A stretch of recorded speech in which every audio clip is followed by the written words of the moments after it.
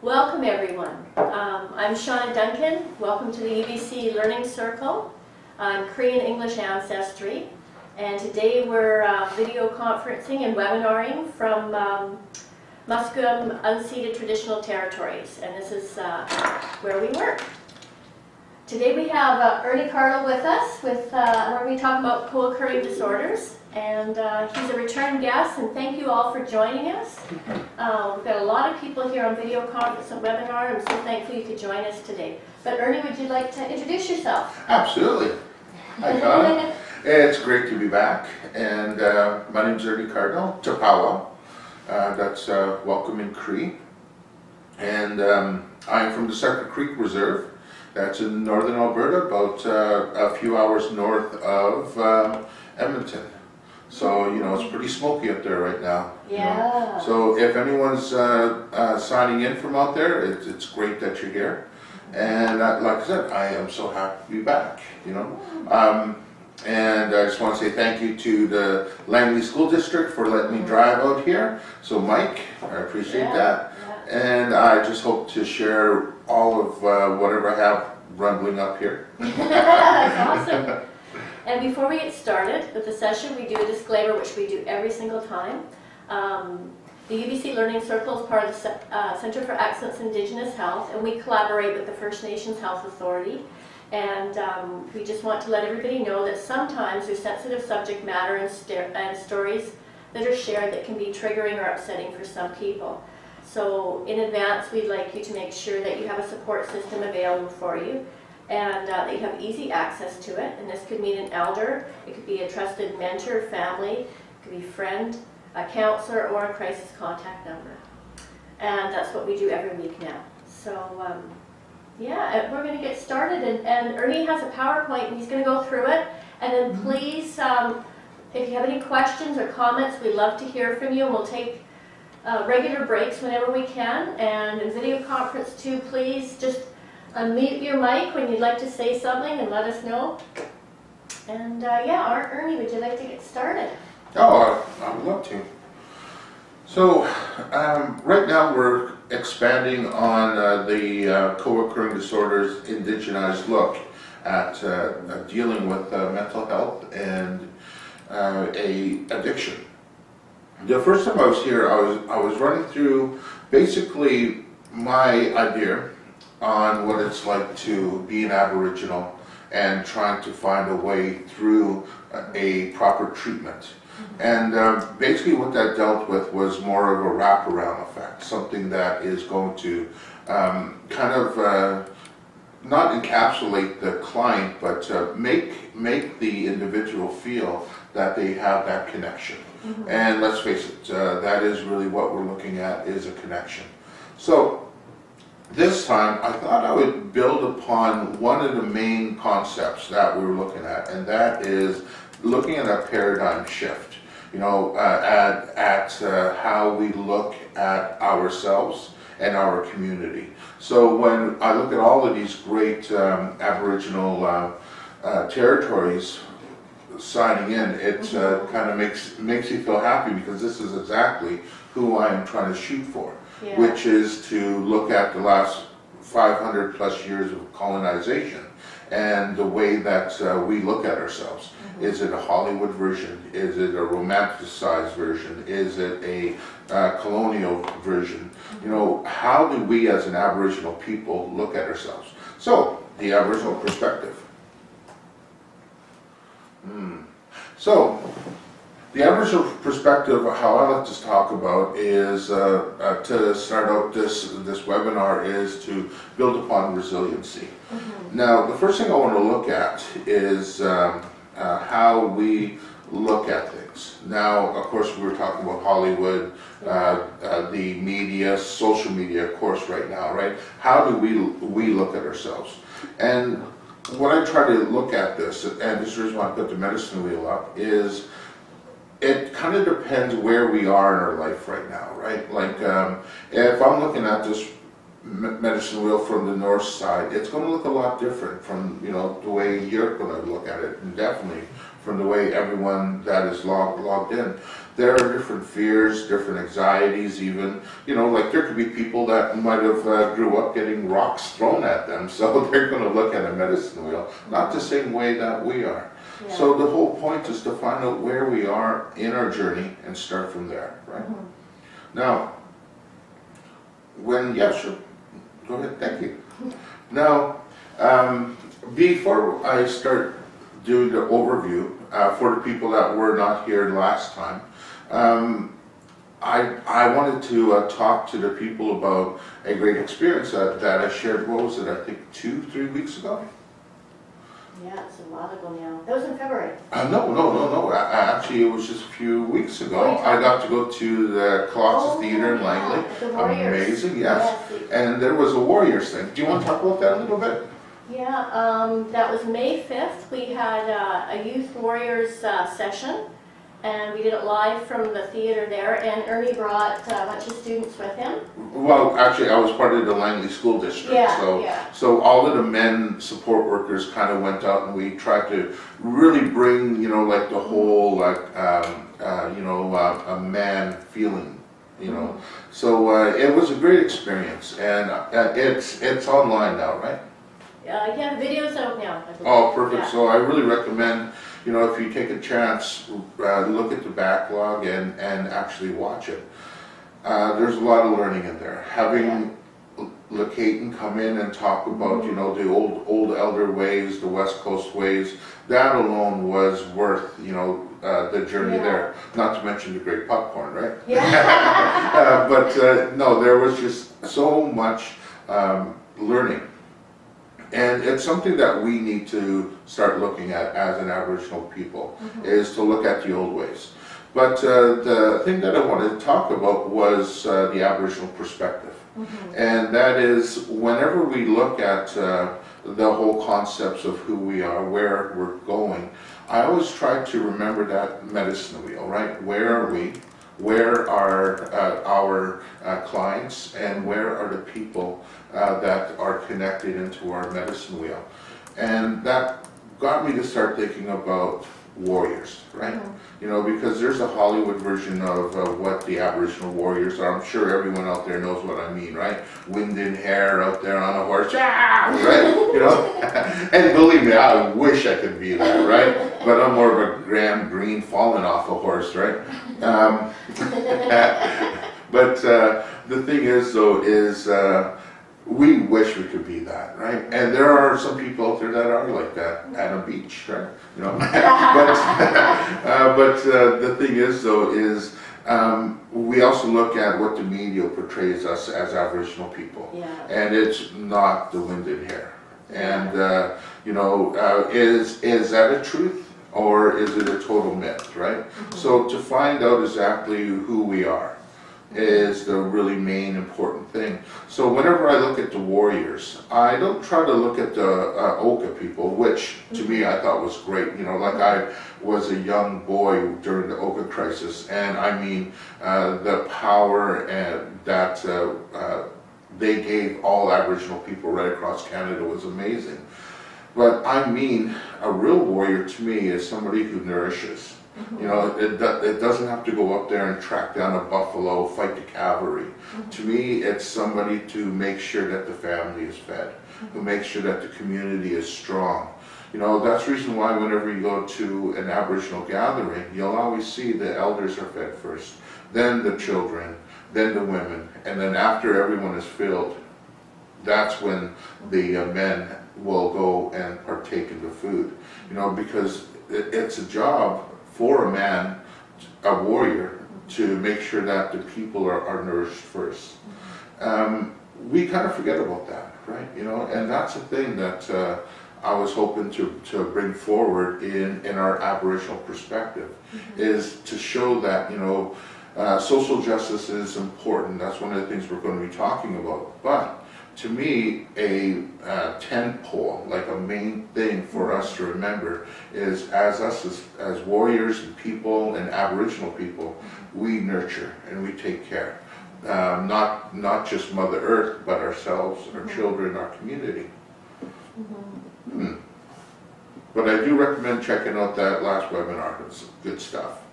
So, an overview of last webinar's main points. Do you remember that all the way back in February? Oh, wow. Yes, there is going to be a test.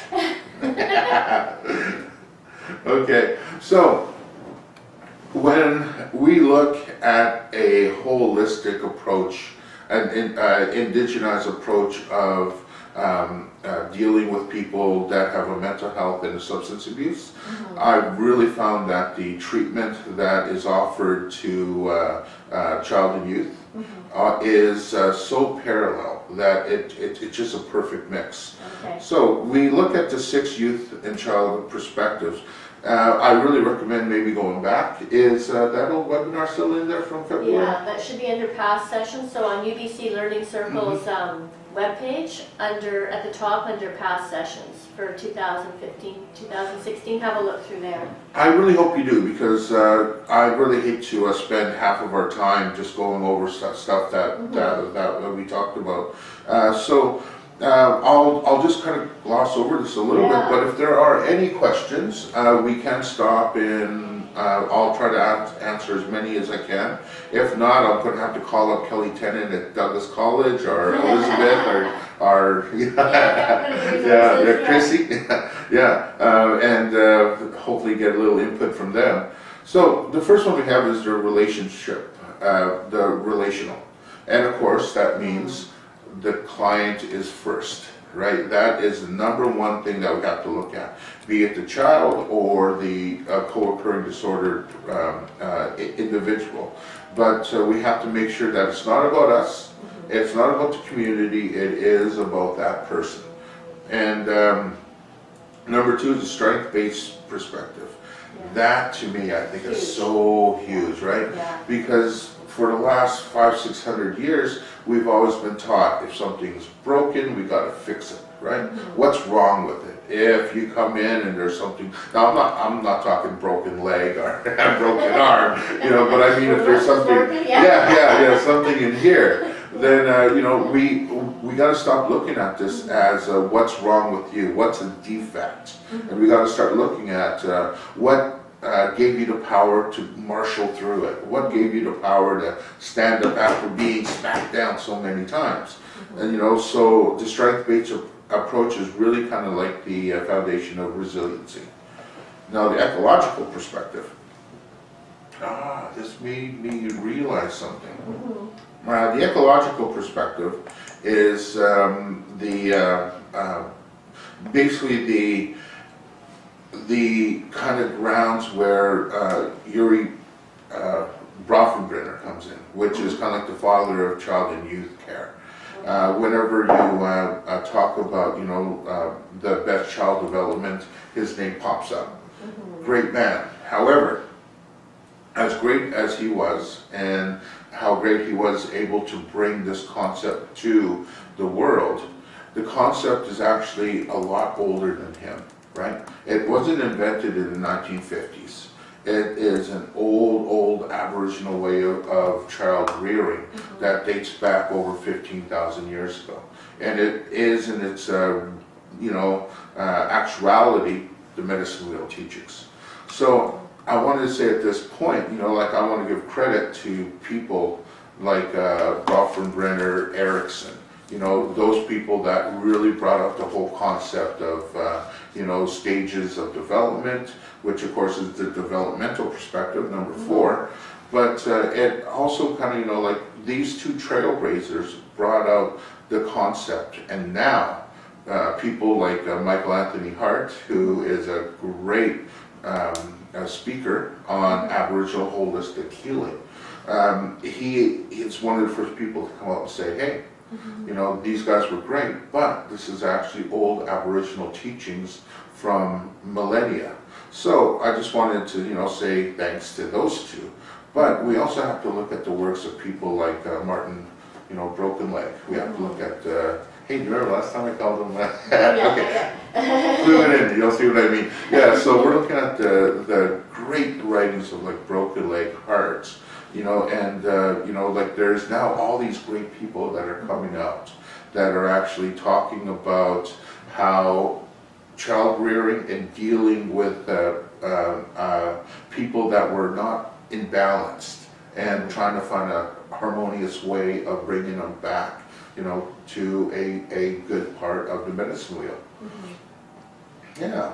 So let's see, relational, strength-based, ecological, developmental, and pluralistic. Do you remember what that one is? More than one, right? That is, That's the one. yeah. I kind of like that one because the pluralistic, because if a lot of people have met me in the past, they probably see me at like maybe Earth Day or at a local powwow, something like that, and I'm always put in a tent, right? Next to a fake fire, right? And I sit there and the kids come in and I'm like, sit down, and I tell them a story, right? Yeah. And the pluralistic basically is storytelling, right? And that's what I love, because it's basically saying, tell me, who you are, where you're from, and what you're hoping for, the whole bit. So when somebody is suffering from a mental health or addictions, one of the main things that happens is they're mute, right? They don't get a chance because they're going to a doctor, getting medication, and they're catching a bus, going somewhere else to go to a group or the whole bit. They're being told a lot. So a lot of times they don't get a chance to tell their story. And this goes right across the board. Stop, find out what the person is needing or wanting, and hopefully start that journey. Once again, perspective on where you are on the medicine wheel. Social justice, I don't know more, right? And the whole point of this, let's go. The whole point of those 6 perspectives is that we're hoping that we can now take these 6 great perspectives and make one amazing perspective, the 7th child and youth perspective, right? You how he's kind of pointing to it. Oh, yeah. Yeah. So we know where we're pointing to, which of course is the Aboriginal perspective. And in our last webinar, we actually talked about how now, when we look at the Aboriginal perspective, we're looking at the strengths of all 7. In the past, and routine work now in child and youth care is to just take 1 or 2, kind of like have it as a tool belt. Yeah. At the time, just pull 1 out, maybe another concept, strength-based and relational, and try to work with that client. But the Aboriginal perspective is to try to use all 7. And that's a great way to look at it, right? First of all, of course, in our community, we always believe that the relational and the ecological are always together. In the Sacred Tree, if you remember that great little book, it talks about how we are connected, one on top of another, on top of another, on top of another. So it's almost like a spider web, but more so. Like we literally are all connected. And with that connection comes a developmental and a strength-based that is far beyond, what was envisioned in the child and youth care. These 2 concepts kind of like really support exactly who we are, because that's where the true strength comes from, is from ourselves in the center. And we talked about storytelling. A long time ago, that was word medicine. And I believe that to be true. You tell a story and you can actually feel things just falling off your shoulders. We really got to start listening to ourselves again. In the morning, look in the mirror and tell yourself a story, right? Like that Stuart Smalley guy, do you remember him? Remind me. This is a really amazing tea, but you have to chew it at the same time too. You may have to talk about that. Yeah. He's an old skit from Saturday Night Live. Okay. And what I loved about him was he was an unlicensed therapist on TV. You know, this is before webinars. But he would always look in the mirror and say, "You are good enough, you're smart enough, and gosh darn it, people like you." Right? So the stories you tell yourself. Mm-hmm. And just the way that you become the strength base for yourself, right? And we all need that. Like, I mean, of course, we all love our mothers, right? But I'm doubly blessed because I got the most amazing mother of all time. You better be tuned in, Mom. But what I love about her is whenever you call her, and of course, she's always out and about. And I always love this because whenever I feel down and out, we all have those days, and we gotta feel down sometimes. You know, that's just the way we have to balance ourselves out. And I feel like having a little, you know, kind of like a little shot of goodness and sunshine. Well, I'll call her home number knowing she's gone, just so I can hear her answering machine, because she'll say, "Hi, I'm Birdie Cardinal." You know, I should almost give her phone number to call in. It's worth it. But at the very end, she always says, and remember, you are good stuff, and don't let anyone else tell you different. And that's really what it comes down to, right? You know, we are good stuff, all of us. No matter what flaws we have, no matter, you know, what road, no matter what happened to us, trauma, PTSD, no matter what mental health disorder, we got to get those off of us, right? You know, and we just got to realize that we still are intrinsically good. Yeah. And of course that links us into social justice. Because how many times have we been told, especially with the truth and reconciliation, I love this concept, right? You know, now I spend almost all day just going to classroom to classroom to classroom, telling the kids what really happened, and to really get them to finally look at us the way we look at ourselves, right? And, you know, suddenly we realize why there's such a high suicide rate. Now we're starting to realize why we make 2% of the population, but yet over 40% incarceration in the jail system. Actually, it's over 50% for women. So 2% to over 50%, you know, look at the suicide rate, right? You know, it's just mind-boggling. And it, of course, falls back into social justice.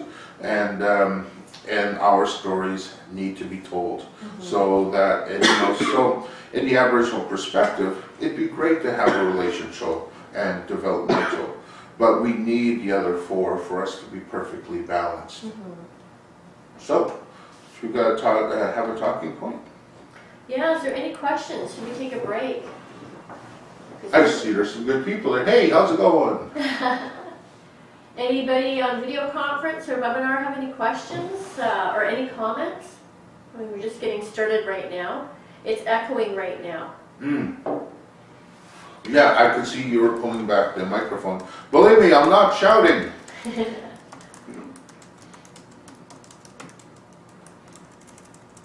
How is it going now? It's only Vera. Okay, it's just one person. Okay. Yeah, is there any questions or comments so far? And remember, you can go on the UBC Learning Circle main page and look under past sessions. And so if you want a deeper background of what Ernie's talking about, you'll get it. It's under 2015, 2016 sessions. Because maybe we should get started and going forward. Absolutely. Yeah. Before we do that, maybe we wanted to tell them about this amazing tea that we're drinking. Just in case, so they see us chewing or something like that. Yeah, we went down at UBC. They have an Indigenous plant garden down that way, and so we went down there and spent the day, and we made some teas up with some people that are gifted in that area and an elder, and it was great. And so we just pour a little bit in our cup, and it's good and healthy for us, and no caffeine. And that's it. Okay, yeah, let's hear about it. Your talking points. Yeah, so do you want to say the talking point? No, I'll let you. Sure. Okay, what benefits are there to using the Indigenized Co-occurring Disorders model and supporting those with addictions and mental health challenges? Now, the youth resiliency concept is transferable to the co-occurring disorders treatment model.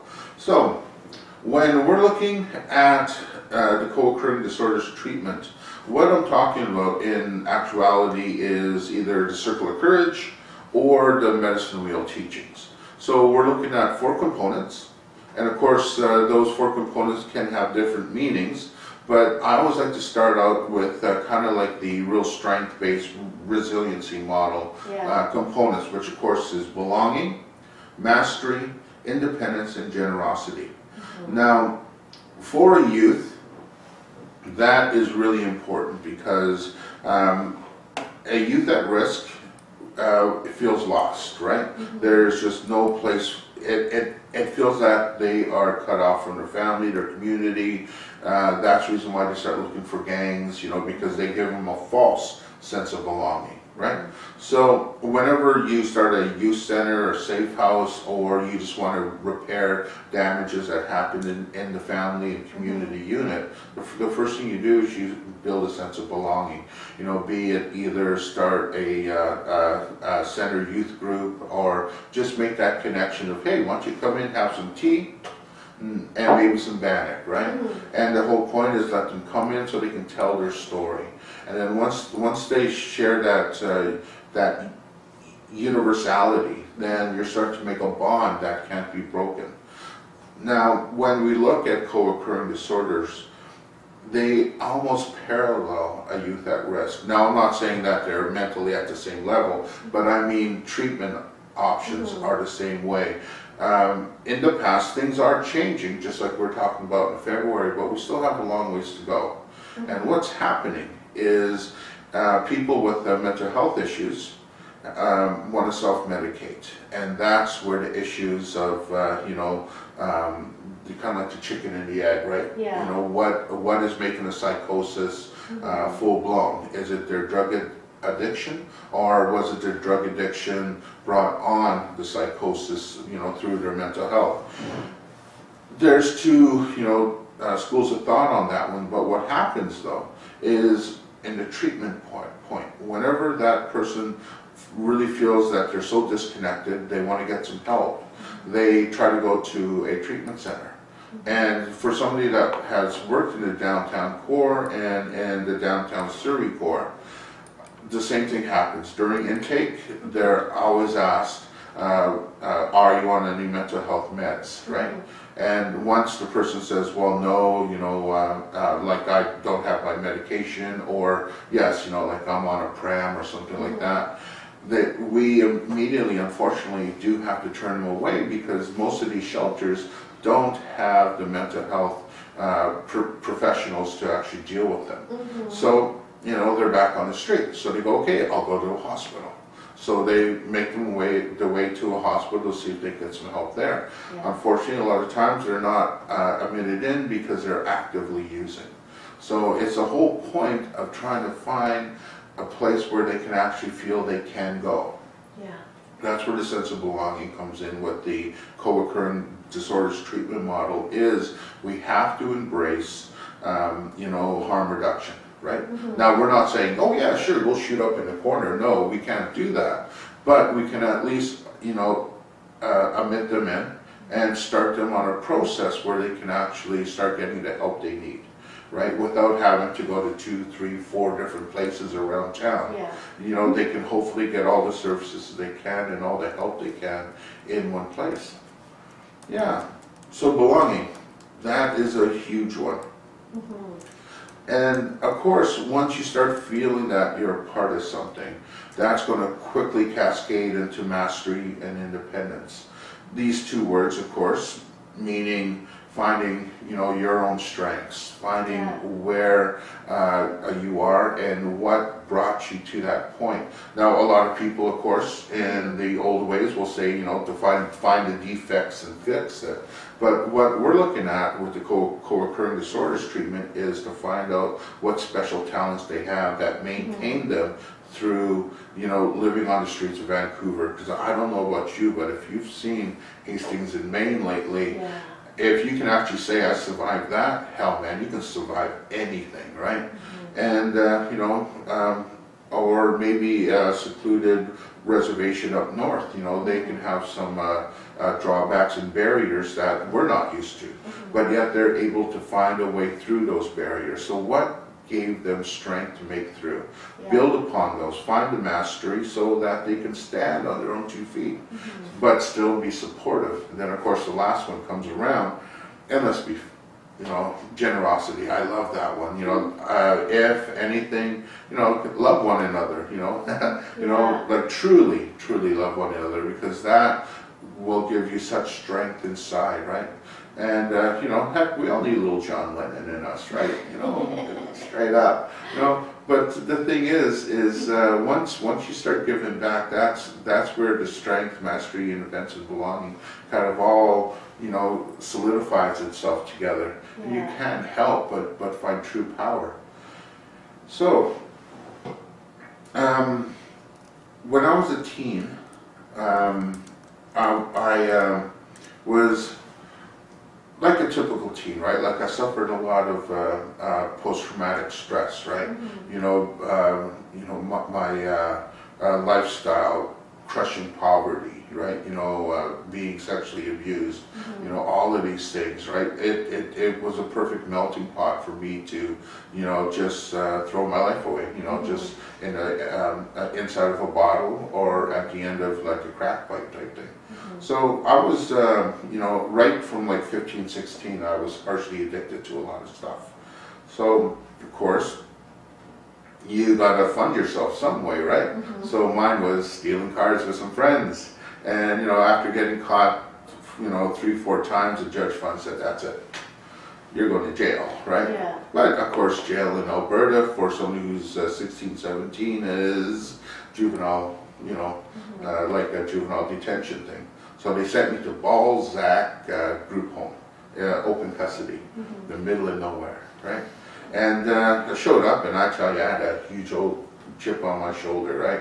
You know, what you looking at, right? You know, the whole bit. You know, that was me in a nutshell. Can you believe that? I can't Nice believe soul that. Annie. Oh yes, I'd love to fight. The opposite now. Oh totally. Yes, and this is why. And this is why I'm telling this story, because, well, one, pluralistic. We need to tell these stories.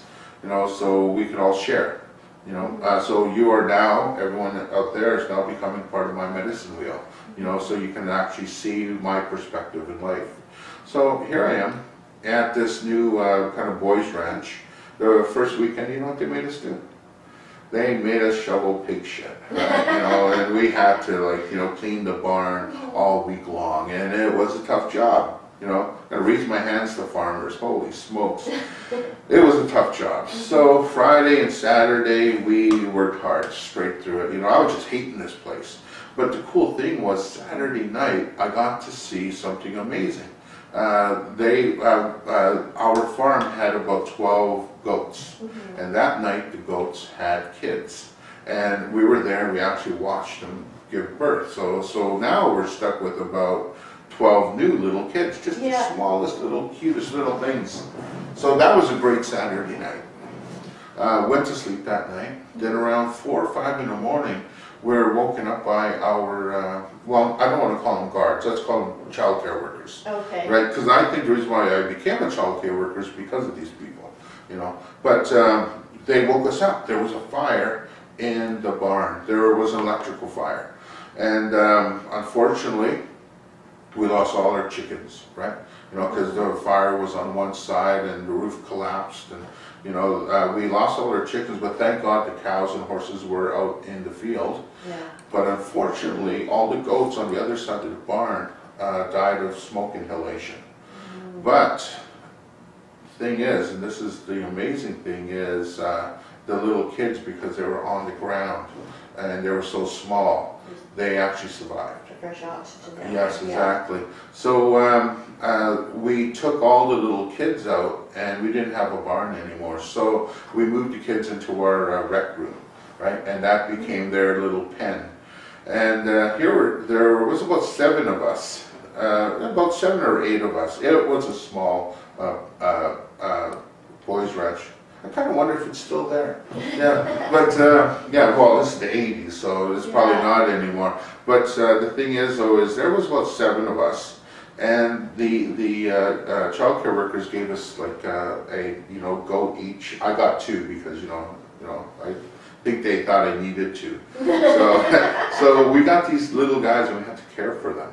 Yeah. And up until then, I never cared for anything, right? I didn't feel connected to anything. I didn't want any connections. The only connections I wanted was with my friends on the street, and that was just so we can get more drugs and get more alcohol. That was really the only concept of our friendship. Which was, of course, was a false friendship. So when I started caring for these goats, I started caring for my environment. I started caring for the farm. I started caring for the child care workers. I started listening to them. They would listen to me so I can tell my story. And I started making connections, healthy connections. And that's where a real sense of belonging comes along. And with raising those little goats, I was able to find some mastery in myself, to find out that, hey, I am good at caring for things. And of course, it took quite a few years later, but right after I got out of that boys' ranch and I went back home, of course, the same thing. I kind of went back into my same, cycle of friends, but I was changed. I was changed just a little bit, enough so that I started volunteering at the local friendship center, right? Like enough so that I started to want to go back to school and start learning again. And that, of course, after a little while, gave me the independence. And then, of course, once I got into my mid-20s and so, that's really when I wanted to start giving back. And that's when I really started looking at my education better and started becoming an Aboriginal support worker. Now, of course, it was a rocky path the whole way, but the point is, though, little by little by little by little, I was able to start making a difference. And like Broken Light always says, right? In our helping positions, it's usually the wounded people that really make the difference, because we're out there looking for that generosity, looking for that sense of belonging. So we end up becoming the caregivers. Yeah. Yeah. So the co-occurring treatment model, our talking point, of course, was what benefits are there to using this model? Well, from my story, I'm sure we talked about how, to get all of those four components working together can bring out a sense of resiliency in ourselves, which of course, is planted. And it's not an overnight fix, right? That's the whole point of our model is that it's kind of like setting yourself up for great things, right? But it's not like you're going to wake up tomorrow and go, oh, hey, I'm perfectly perfect, right? Life isn't like that. But the point is, though, is this model really shows that, if you care, and if you start giving back, it doesn't matter what situation you're around. You yourself becomes, kind of like a trigger for change, right? And of course that goes back to the Aboriginal perspective, right? You become the center. You start working towards social justice. You start telling stories and listening to stories. Your stages of development is going to get better and better and better. Oh, I think we're going the wrong way. We're just waiting for you to catch up a webinar. Oh, you have to go forward. You're taking all of the mystery out of my thing. There. There we go. Okay, yes. Almost lost my train of thought, but yes, the Aboriginal perspective is you, and you're the one that actually gets to work these 6 components, right, into your life towards the youth resiliency and the co-occurring treatment model.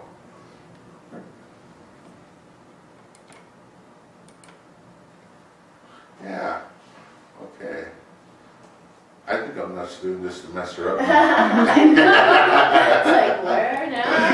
Is there any questions? There's two. We do have some questions. Okay. Susan, how do we support when often people are diagnosed with diagnosed and medicated when most often the context is trauma-related? You know, that is kind of one of the hardest things because whenever we talk about this model, and I know, especially if it's somebody that's close to you, maybe a brother or a sister or God forbid, a child of yours, this could sound, you know, kind of callous, but patience. And that's really what it comes to, because in the co-occurring realm, we have to look at contemplation stages, right? You know, because when you're at that level of addiction and mental health, you feel powerless, right? So the whole point is to give some power back to the person. Let them feel that they can take the steps towards telling their own story. So in the field, you may want to start having circles, right? Talking circles are just gatherings, right? Where the person that's dealing with a co-occurring disorder can feel that they can just come in and just kind of like maybe kind of be a fly on the wall. Maybe the first day they don't want to even be there, they'll just poke their head and look around, but maybe next week they'll show up, come in and have a cup of tea, right? Not say anything. You know, a week after that, maybe they'll come in and, you know, have a cup of tea and have a seat. And you see where I'm going here, right? The whole point is patience, because if you don't give them patience, you don't give them the chance to actually see the change and want to be the change, then they're not going to take that step forward, you know. So in somebody with trauma, you can't force someone to tell a story, right? You have to let them tell the story themselves. Now, you know, when I just shared my story, the first time I told that, I felt almost sick, right? You know, and I remember one of my professors talking about being cathartic, right? Yeah. But that is one of the scariest things you can do. It's almost like a bungee jump, right?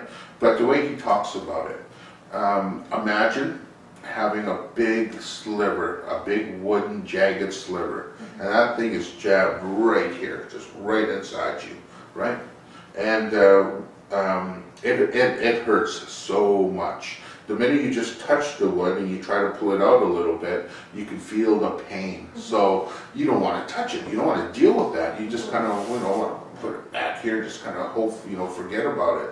But of course, you know what happens, right? A dirty, jagged piece of wood in your arm is going to fester. It's going to get infected. So a couple days later, you look at that, and now it's all red. It's getting all puffy. It's really starting to affect, you know, your movement of your hands. So you touch it, but now because it's infected, it even hurts more, right? So what are your choices? Live with the pain, let it get more infected, and who knows, maybe you might even lose your arm, if not your life, right? Yeah. Or two, pull it out, right? But you know it's going to hurt like something you've never hurt before, right? So telling a story is just like that. Telling a traumatic story is just like that. It's the whole point of pulling out that horribly infected, sliver. But the thing is so many people, especially people that are suffering PTSD, they'll start pulling it out, they'll start telling their story, but they don't get a chance to fully tell their story, so they stop. And the whole cathartic method is now, stunted. So they don't heal from it, right? It's still there, it's still getting infected. If not, sometimes it even gets more infected, right? Because you're opening up a wound. So the whole point is you gotta let that person tell the full story. Pull that sliver all the way out, right? And it's gonna be gross, it's gonna be ugly, right? Pus is gonna flow, blood, but the point is, so that's where real healing starts, right? Once they've shared, you can start cleaning up that wound, right? That's where the sense of belonging becomes, because they feel safe. Yeah, They've got exactly. those relationships, so they can share the story. Yeah. And Yalom, which is the father of group psychotherapy, he actually stated that once you do that cathartic event, once you tell that traumatic story to yourself. You're actually building a sense of universality with the community, the people around you, your group. And once that happens, then you build a strong connection, a bond is suddenly there. And it's true, right? Because, the story that I shared is now making me feel like I'm now connected with the people around you. So with the universality, healing. She talked about medication too. How does medication fit in there? Because we've got people who've gone through trauma, we're medicating them, sometimes that's just like, do you know what I mean? Well, yes, and Putting as... a Band-Aid on without pulling the sliver out? Yes, exactly, right. And unfortunately, we're looking back at the old ways of dealing with people, like if there's a defect, try to fix the defect without understanding why, right? Yeah. And, it is true. However, of course, I'm not a medical doctor. Yeah. Far from it. So I'm somebody that will listen to a story and, feel empathy, not pity, and be there to hopefully offer the right resources to find that person the support and the resources he needs. But, to hopefully the resources that'll set you off on the path is going to be somebody like a registered nurse. Gotta love these women. Well, oh geez, that's that ever sexist. There's some men registered nurses out there too. But the thing that I love about these people is they have the ability to prescribe medication. But before they prescribe medication, do you know what they do? Story. They ask for the story, right? So that's really kind of what it comes down to, is to find that, kind of like that little connection. So there is a balance then. There's quite the balance there. Yeah, absolutely. Because that's what she was talking about. Oh my gosh, we have got a lot of questions Whoa, now. hey, Yeah, well, yeah. we got lots of time. Yeah, we've got, open the doors here. I'm going up to make sure, where am I now?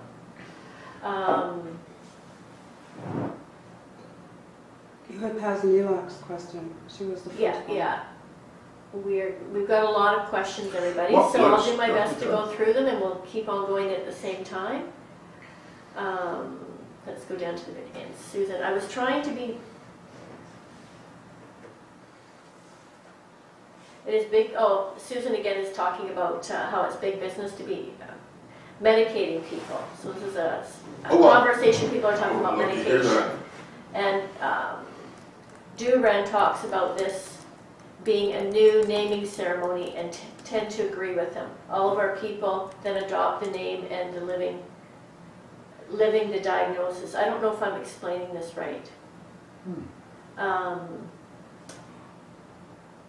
Vera, if a mental diagnosis is biological issues, how effective is the treatment? And to do psychiatrists and have the knowledge to make proper referral. So I'm trying, from what I'm reading, I think there's a lot of conversation about how do meds fit in with everything, and as Indigenous people also. Annan is saying there is a treatment group model for trauma and substance abuse called Seeking Safely. She's run the group and found it to be very good. And Marilyn says, have you taken the Aboriginal Focusing Orientated Therapy training at the Justice Institute at BC? If not, are you aware that the Aboriginal land-based approach to helping people through trauma using the land as well? Oh, so Yeah, nice. so these are some Do conversations. the people up there know my qualifications? Maybe you want to talk sure. about some of your qualifications. Exactly.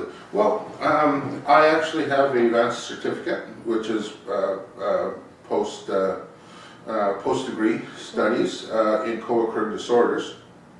And my mentor was Bob Shabib, probably one of the leaders. Unfortunately, he just recently retired. I miss you, Bob. Right? But in this amazing program, they actually taught us the whole concept of, going that one step beyond counseling, right? And how to actually listen without asking questions. Have you ever had a question? Have you ever met a counselor and it's like the guy's like the question man? So it's the whole point of really instilling that, rolling with resistance.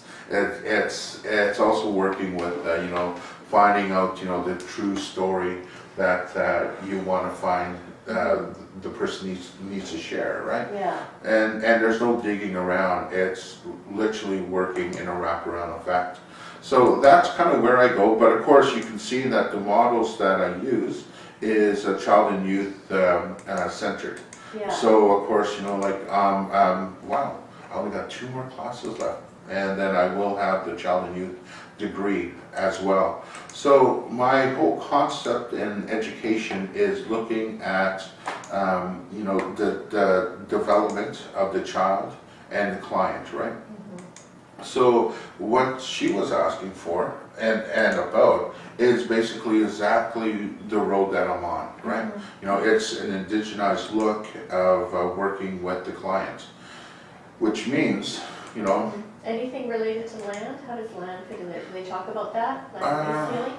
land-based healing. Hopefully she'll write back a little bit more by what she actually means by that. Yeah.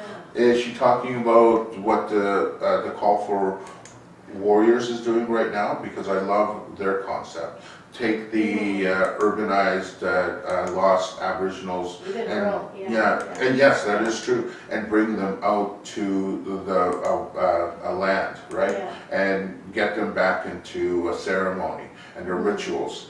Now, have I learned about that or have I lived it?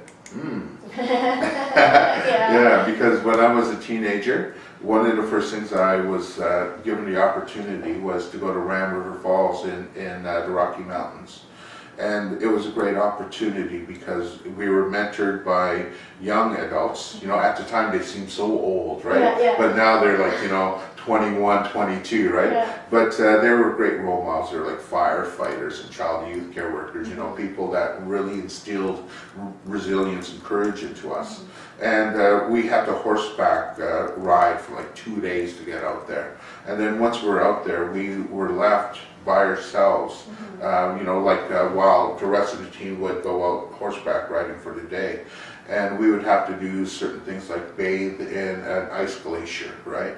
Climb a mountain, the whole bit. But those rites of passage was given to me. And when I came out of that summer and I came back home, there was a huge change because do you know what I experienced? What's that? A sense of belonging, a sense of mastery, independence, and I was able to feel like, now I was ready to start giving more back, right? Yeah. So yes. Okay. There's a lot of comments on webinar, and what I can do is forward the text on to Ernie, and if he looks through it, if Yeah. anything you'd like to expand on or answer that we don't answer today, he can answer it, and then we put it out to the email for everybody to hear. So just don't worry if we missed your question Exactly. at this time. We Yeah. still got quite a bit of time, so hopefully Yeah. we can get through most of them. So There we is also one that you keep missing, Nila. Okay. Would well- like to know. Okay, so we're going to go on. Is there any questions on video conference? We haven't heard from anybody there. Anybody want to unmute their mic and ask any questions or comment? Oh, he's looking down at the ground. Nobody? Okay. So do we want to keep going? Nila would like to know, how do we support when many of the co-occurring disorders are not diagnosed? Oh yes, holy smokes, amazing question, thank you so much. In my first webinar, the last couple slides of my PowerPoint had stats, if you would like to check them out. And yes, that is unfortunately one of the worst things that I hate to talk about, but that is how high the undiagnosed, like how many undiagnosed people there are out there. And it falls into, once again, perceptions. And this is more of a society look at it, which of course, you remember that question I asked, and maybe we'll ask it again. What is the most common mental health disorder? Do you remember? Yes. Yeah. Let's see if we got any people that remember. Anybody? What's the most common mental health disorder? Now I know that lady in Yeah, no, we've got somebody. Oh. Sorry, I was getting a little Okay. excited. There we go. Hey. Okay. I won't answer the question. You want to tell them? Is it your fun question? Oh. Of course, we're getting the typical ones, Like right? what? Like depression, anxiety, and of course, we've got the answer in there too. Oh, hey, right on. Yes, somebody Yeah, was here that last is so time. great. I'm happy. Yeah. Yes, the amounts of anxiety out there, holy smokes. Yeah. I myself have suffered it. And before I tell the answer though, it's amazing how when we talk about the land, getting, our not answers, but well, it could be answers from the land. When I suffer from anxiety, right, I couldn't ride a bus. I would just feel really anxious. I'd have to get off the bus, take me 10 blocks to walk home type thing, and went to the doctor, and he was so happy to quickly write me off Ativan, right? And he hands it to me. He goes, and it's very addictive. I'm like, oh, that's what I need. As you can tell, I have a very addictive personality. So for a couple weeks, I started trying this Ativan every time I felt a little anxious. And you know what? I found that, it's so right. The minute I just felt a little bit of a pinch, I'm like, where's my pills? Yeah. And it was just getting so bad. So I met an elder, and he told me, Ernie, take your sage that you smudge with, right? Take that sage, boil it, make a tea, but don't drink it, right? Let it get to room temperature. Just leave it, on, your kitchen table. You can even put it in a refrigerator, right, for later use. But once it gets to room temperature, you take the tea. Whenever you feel anxious, start drinking it. I could not believe it. This room temperature sage tea worked quicker and more efficiently than the Ativan ever did. And not only that, after a couple weeks, I didn't need the pills anymore. They were quickly thrown in the garbage. But the tea, I went from drinking 3-4 cups a day to one a day to just one every couple weeks. I don't even need the tea anymore, because I was able to get something from our culture. So I wanted to share that story because I just couldn't believe it. But the number one mental health diagnosis is, what do you tell me? Epilepsy. Epilepsy. Yeah. What do everyone think about that? Yeah, what do you guys think about that? Any comments? If you were on here last time, you'd already know that one. Yes, but if exactly. you're new, we've got schizophrenia, bipolar. Great advice about the sage tea. And epilepsy, why? Yes. Well, of course, we're talking about mental health, so we're dealing with the brain. Epilepsy is something that affects the brain, so it is in the realm of mental health. The thing about it, though, is our society, when we start looking at mental health, we automatically go to the person in a straitjacket, right? We're looking at the homeless man muttering to himself. Our perception that the society has given us for mental health are these horrific images, or the really the person in a fetal position on the couch, on the whole bed, manic depression, bipolar. All of these images just bombard us, and it scares us. It scares the bejesus out of us, right? So once we are diagnosed with a mental health disorder, we're not going to tell that story, right? We're ashamed. There's that stigma. But yet, if you go, I suffer epilepsy, then people are like, oh, darn it. It's no problem, right? But yet you say, I suffer from depression. What's the reaction? Get over it, right? Buck up, right? If it's depression, just be happy. People just don't understand, right? So it's this whole perception of how we look at people with mental health disorders. Once we can change that paradigm of thought, shift our way of looking at mental health, then we're going to start seeing people who want to come in and get a diagnosis and not feel any shame.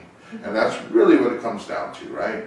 Is, this whole thing of feeling less than.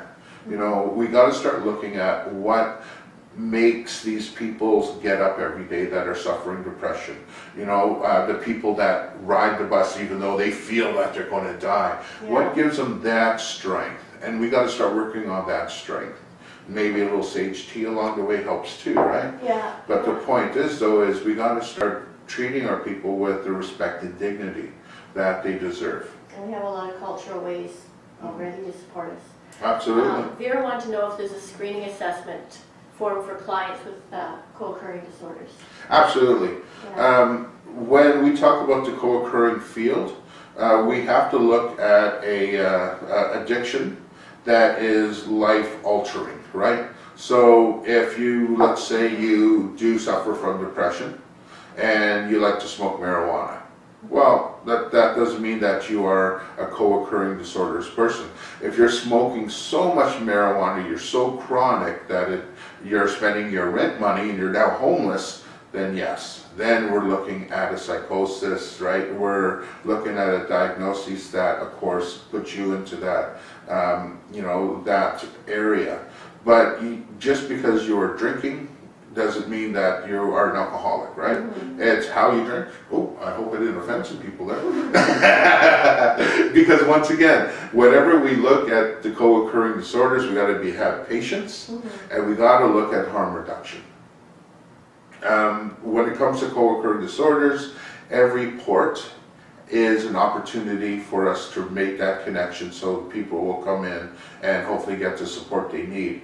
So, we really can't put barriers up, because once we start putting barriers up, we fall back into the old way of treating people, which of course it does not work, right? Yeah. Yeah. You want to continue with your PowerPoint? PowerPoint? Yes. Okay. I love this part.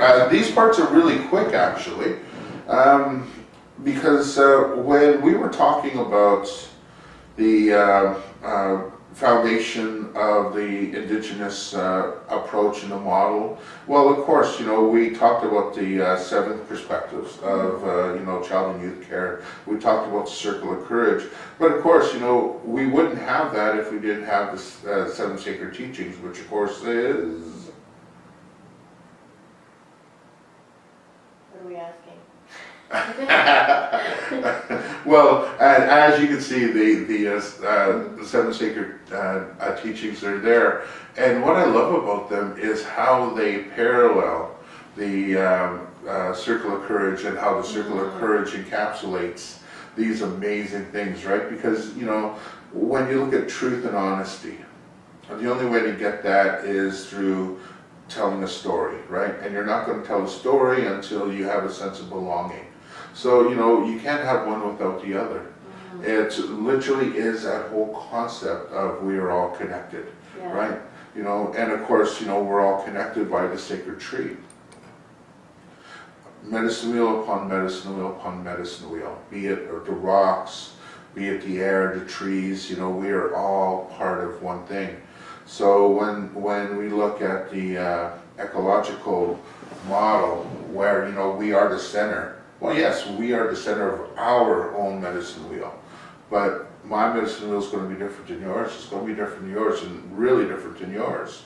So we got to start looking at where we sit in our medicine wheel, and how you perceive your medicine wheel is going to be different than the way I look at it, because of past traumas, because of past experiences, right? That doesn't make mine better or worse or less than, but it really kind of shows us that we are still in the same circle of life, and we can support one another. I love that stuff, right? Yeah. I just love it. Damn you, Donald Trump. Out of the blue. That way. Yeah. And of course, we got the circle of courage. Now I'm going to jump ahead a little bit. What are some stories of success with the Indigenized co-occurring disorders model? Stories of success. There's so many, so many. Myself, I think I kind of already shared one myself. With those little goats. because at the time I was on a road, you know, I was suffering trauma from, like the whole residential school situations, what type of, just the horrible things I saw, the violence and the whole shebang. And of course, I wish my story was unique, but at the time in the 70s and 80s, that really was, the life of an Aboriginal child. That's the stuff we saw every day. And does that affect us? Of course it does, right? Mm-hmm. And that's the reason why you look at communities. I won't name them because, they're trying to, heal themselves.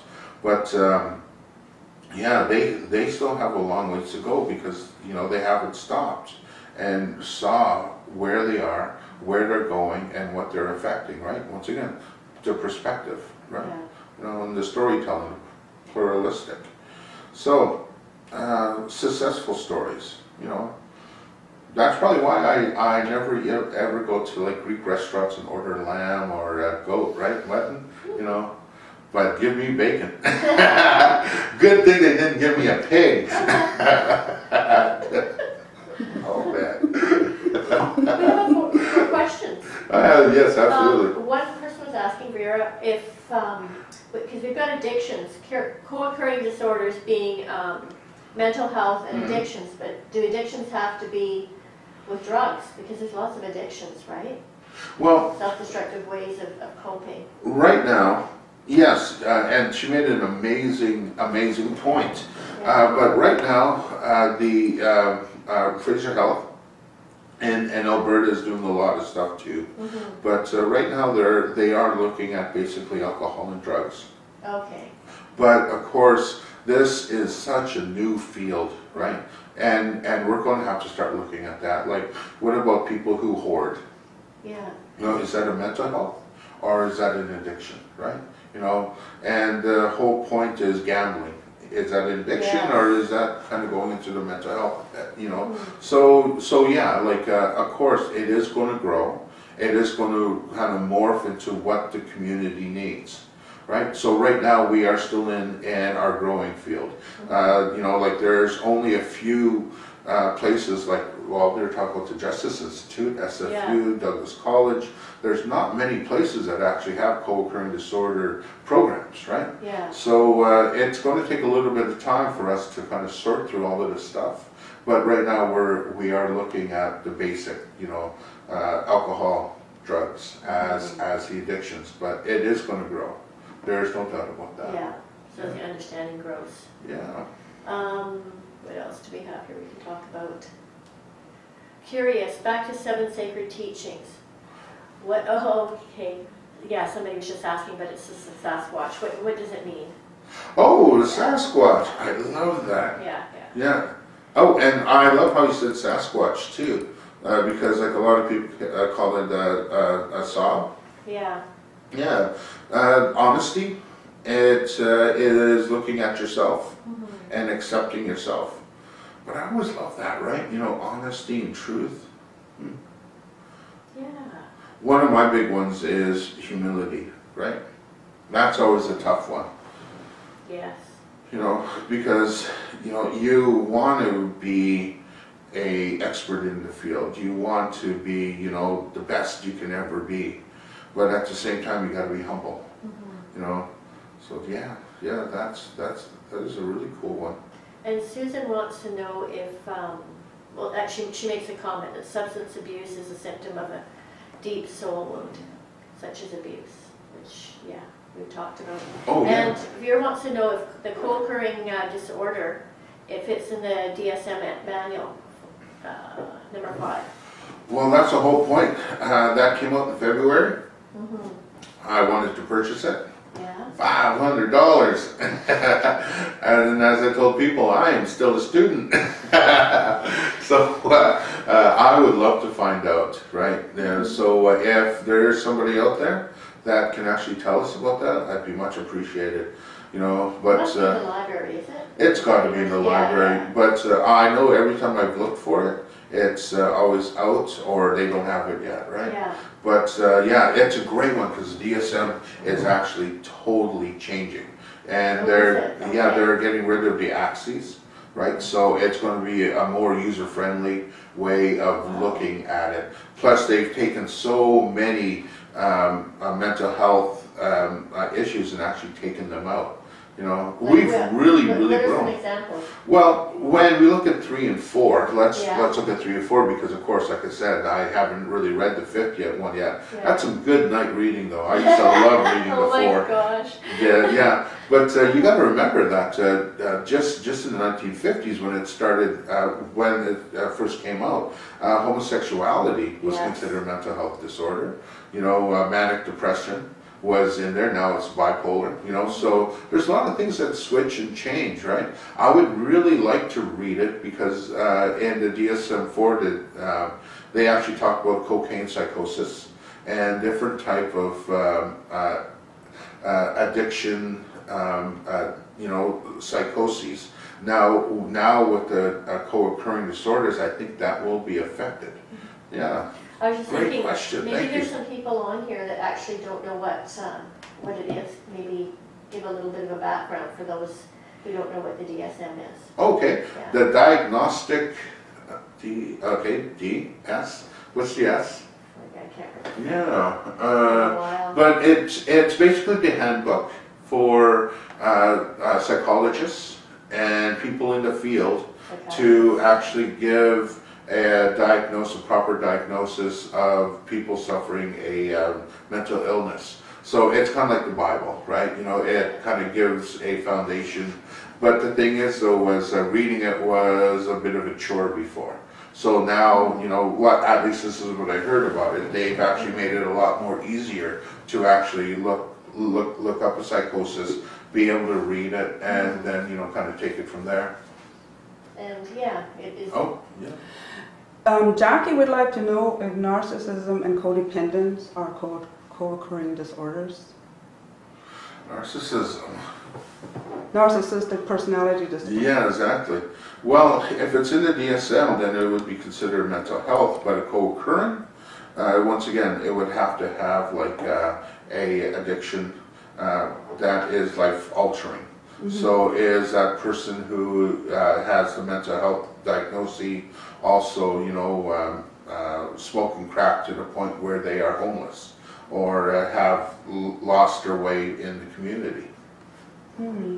And yeah, Susan was commenting, the manuals from the USA and written form for the people in power, yeah, especially for psychiatry. Yeah. Yeah, that's a whole session in itself. If we I just really hope talked so, about- yeah. Yeah, that's another, complex subject. And a great subject as well, you know, because when I got my red book, I swear, like I read that thing every day, and you know, I would sit around with friends and go, "Hey, check this one out," and we take turns trying to find something you know more Yeah. obscure or the whole bit. But the whole point is that doesn't define who you are. Once again, you know that it helps out through the process. But once you are diagnosed with something, that doesn't define you as a person. What defines you as a person is what you do next, and you know who you are connected with. You know, we have to make sure that we're still part of the medicine wheel, and the diagnosis doesn't, you know, change or alter what you think, right? Your perceptions. And that's the reason why we really have to start working at getting rid of the stigma of mental health.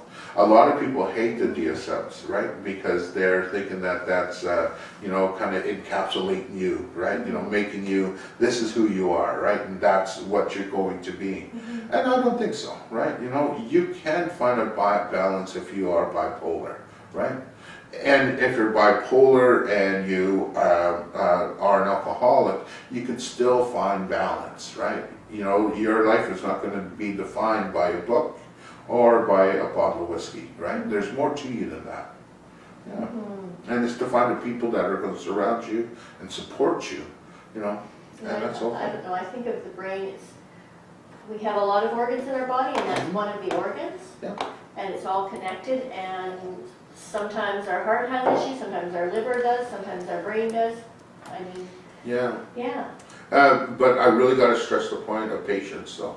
You know, because when we talk about the brain, you know, whenever we're looking at mental health and addictions, the drop in dopamines is so amazing that it could take anywhere from 3 to 6 months to almost a year for them to balance out again, right? Wow. So that's a long journey, and that's going to take, once again, patience. I can't stress that enough, patience, right? So, you know, and of course, when you look at models like 12 steps, you know, I love it. It's the most accessible, you know, addiction support groups out there. But I really wish they would stop. I wish they wouldn't stop at 12 steps, because they should have a 13th step and a 14th, because there's always going to be a relapse, right? Yeah. And once you relapse, you have to realize you got to get up, brush yourself off, and start again, right? So it'd be nice if they kind of had a more, instead of like just going up, you know, it'd be nice if it was more kind of like a little circular thing. Yeah. Because hey, you know, we all make mistakes. We're infallible, right? Right. Yeah, you're going to talk about the sacred tree next? Well, you know, I just put it out because it was such a pretty picture.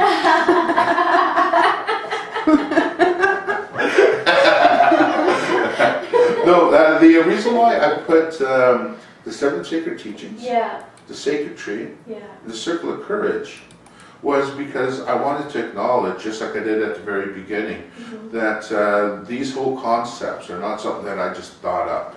These are age-old, over 15,000 years of teachings, lessons, and stories that our elders and our elders and our elders, you know, right from, you know, the dawn of time have given us, right? So it's always important to acknowledge, you know, who we are and where we're from, right? You know, and you know, the circle of courage, although it's connected with Dr. Martin Brokenleg, it's really from the Sioux Nation, right? And even before there was a Sioux Nation, you know, this whole part of living. You look at Turtle Island, and there's medicine wheels all over the place, right?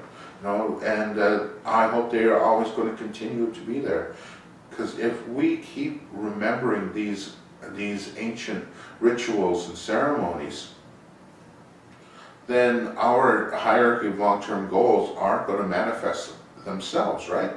You know, because when we look at our treatment models, once you start working on a sense of belonging, you're going to gain and maintain you know, a stable life. Like, there's no doubt about that, because you are going to feel connected, right? And mastery, independence is going to start improving your quality of life. You know, when you're in addictions, hell, man, trying to get $1.50 to get a soda pop is a journey itself, right? So once you actually start learning, you know, it's not like, oh, suddenly you're going to have money. You know, money doesn't fix things. We know that from the residential experience. You remember when, you know, they were just dropping money left and right? If you ask me, I think that made matters worse than helped, right? Money doesn't fix things, but, you know, the ability to maintain money and maintain a job is going to improve the quality of life. People who suffer co-occurring disorders can maintain a life, right? And then once they start improving their life, you know, they're going to regain their functioning in the society, right? And we're not talking just themselves, because, you know, regaining functioning doesn't mean, you know, going to work, going home, going to work, going home. You know, that's just a process.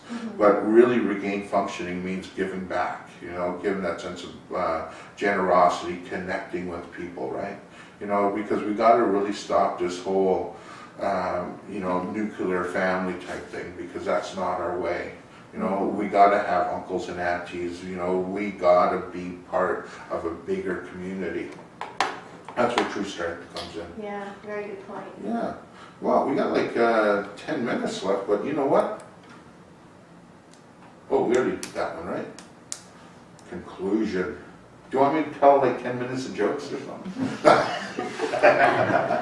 We have a few comments, but I Okay, don't know, I want sure. to wait till you're actually Oh, okay. wrapping it up. Well, I would love to take some comments or questions, but my conclusion is Nanashkumu, which of course in our Cree language is thank you. Very wise, thank you.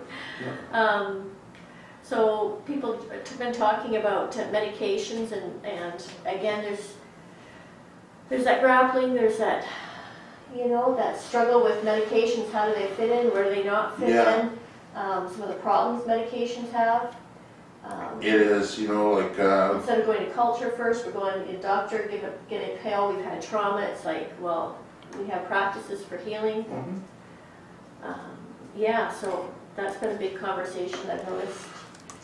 in our society, at least in Vancouver, we are starting to look, and the medical field is realizing that, just giving addicted people with mental health issues pills isn't working.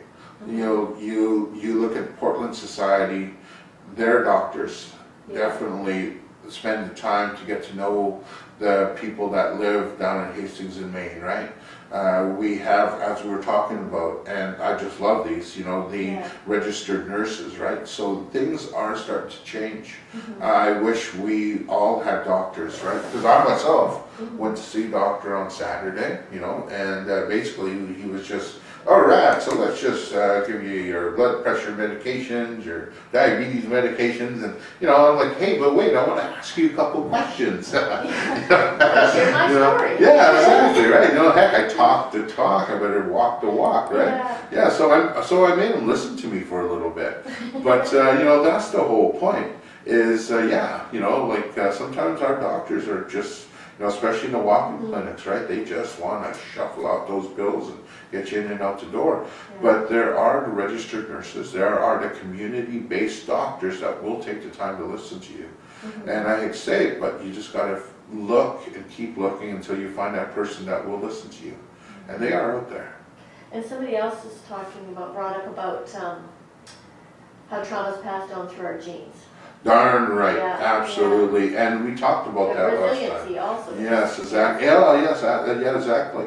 And not only is it in our genes, once again, I've name dropped this guy multiple times, but Broken Leg actually talked about that at length, where trauma, you can picture it being like from one generation to the next. You're born into that trauma. And the funny thing about it is, if that trauma is not addressed and dealt with, it's like a hard candy shell, right? But the next generation, the third generation, that thin candy shell is now enforced. And then by the third, fourth, fifth generation, that candy shell is now hard as steel. Every generation, if it does not deal with the trauma of residential school, colonization, or the Indian Act, it just gets so hard that it's almost impossible to break through. But you said it, resiliency, right? We also have the gift of resiliency in our genes, right? And just like that little blade of grass that can smash through, concrete, we have the ability to smash through that trauma iron that's circled around us. And it can happen, right? And another thing, Susan says, the old people say that there's a plant for every disease, therefore I believe culture is the key. Yes, yeah. I'm a strong believer about that because, I shared that story about the tea quite a few times. And I feel that,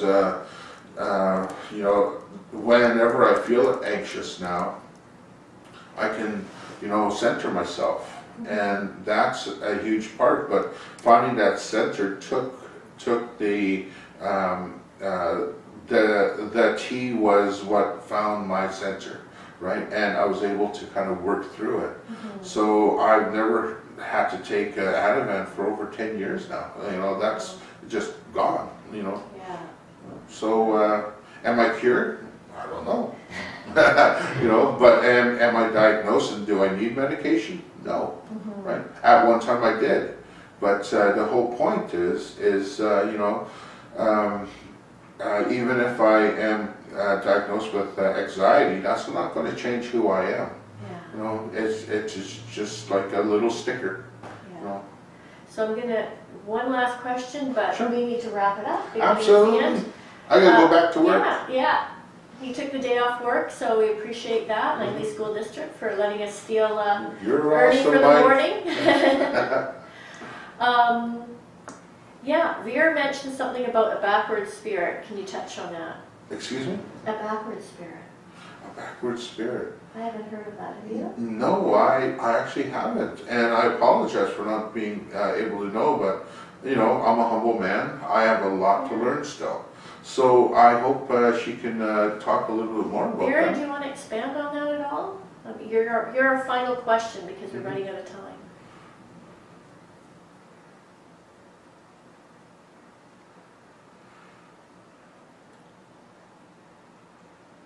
She's writing right now.